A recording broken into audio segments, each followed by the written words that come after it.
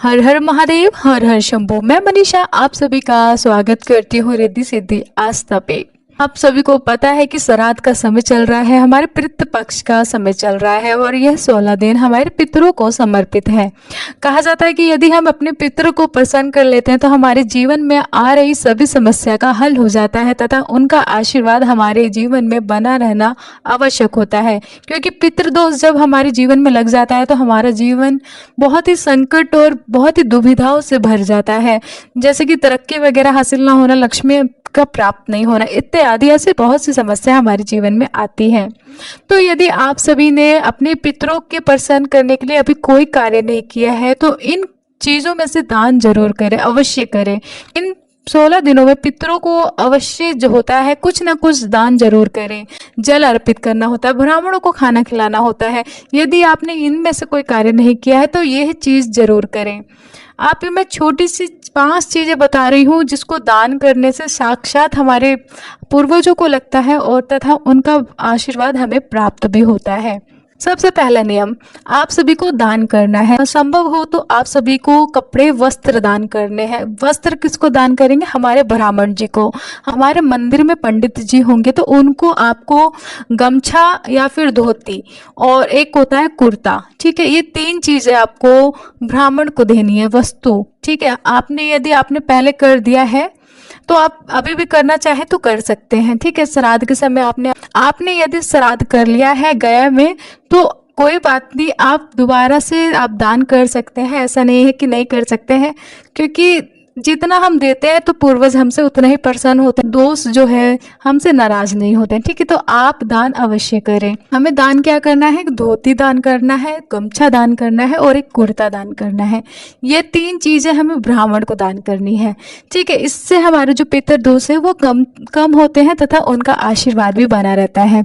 अब आता है सेकंड, काले तिल। आपकी जितनी श्रद्धा हो, जितना आपसे बनता है उतना आप अपने पूर्वजों के नाम लेकर के कि ये है मेरे पूर्वज है, मेरे पिताजी, ये आपके लिए दान कर रहा हूँ, मेरे को अपना आशीर्वाद बना के रखें। और यह आपको जितना श्रद्धा हो उतना आप काले तिल किसी ब्राह्मण को अवश्य दान करें। इन 15 दिनों में आपने अपने ब्राह्मण को दान कर दिया अपने पितर के लिए तो बहुत ही ज़्यादा शुभ होता है, क्योंकि इन 15 दिनों के अलावा कोई ऐसा दिन नहीं है कि हम अपने पितरों को खुश कर सके, प्रसन्न कर सके। अब आता है हमारा थर्ड नंबर। इसमें आप सभी को भोजन यदि आप बना करके किसी ब्राह्मण को दान कर सकते हैं तो बहुत ही अच्छा है। आप घर में साफ सुथरा सा भोजन एकदम शुद्धि करके भोजन बना लें और अपने घर में ब्राह्मण को बुला करके भोजन करा देते हैं, ये भी बहुत ज़्यादा शुभ होता है।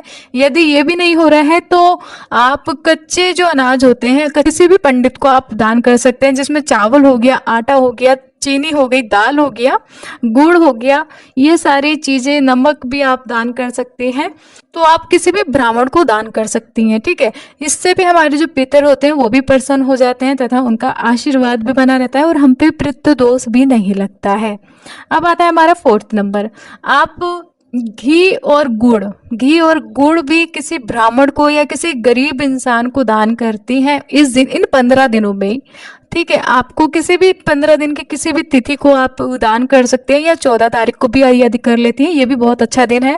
अमावस्या वाले दिन, यदि आपको अपने पितरों की तारीख याद नहीं है तो अमावस्या वाले दिन 14 तारीख पड़ रही है, 14 अक्टूबर को समापन भी हो रहा है, तो इस दिन आप अवश्य दान कर सकते हैं। भले ही आप थोड़ा सा गुड़ ले लें, 250 ग्राम गुड़ ले लें या 250 ग्राम आप घी ले लें, जितनी आपकी श्रद्धा है इतना ही आपको ब्राह्मण को दे देंगी ना, अपने पितरों का नाम लेकर के ये मेरे पितर के लिए है। यह अवश्य बहुत ही ज़्यादा, इससे ज़्यादा शुभ कोई कार्य नहीं होगा आपके लिए आपके जीवन में, ठीक है। तो आप घी और गुड़ जितनी आपकी श्रद्धा है ब्राह्मण को जरूर अवश्य दान करें। तो मैं आशा करती हूँ ये छोटी सी जानकारी है जो कि आप सभी को अच्छी लगी होगी, तो प्लीज़ लाइक जरूर करके जाए। हर हर महादेव, हर हर शंभू।